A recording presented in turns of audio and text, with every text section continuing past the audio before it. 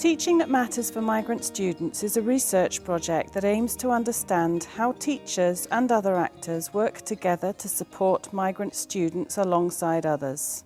The TEAMS project responds to the migration of people, which is unprecedented in today's world. 4 teams from 3 countries, Scotland, Sweden and Finland, have studied how school staff collaborate within their institutional contexts to create conditions for migrant integration. What is distinct about the approach that we take in TEAMS project is that we study how teachers and schools address diversity as a norm, as a common feature of modern schools. Our aim was to understand how schools and teachers engage with the challenges associated with the integration of migrant students. We also tried to highlight the opportunities for treating student diversity as a resource rather than a problem. The project also wanted to create opportunities for professional learning and knowledge exchange to produce resources for educators and local and national policymakers. One key finding that the project highlighted is the importance of collaboration and relationships that are really key for using that knowledge that exists in the school community. It is also important to recognize that the institutional context shape practices, shape what teachers see as possible in their practice, and that systems are not always designed for the heterogeneity of students that we have in modern schools. We need to create systems that are much more fluid and flexible, and structures that give teachers time to use that knowledge that they have, to engage in collaborations, to get to know their students, to get to know their backgrounds.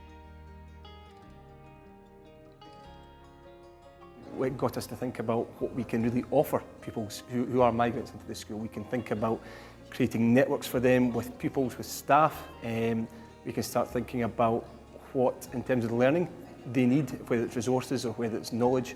And then we can also start really thinking about what experiences they've come from and what supports, in a personal sense, we can start offering them. How much do we back our own skills and knowledge in supporting children, as we would call them, as having English as an additional language?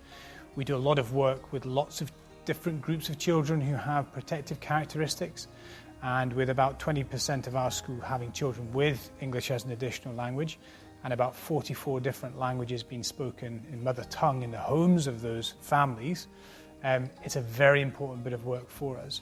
And something that I would really like to have explored in the future is how this piece of research has benefited the school, because I think that might be a model that we could look to develop.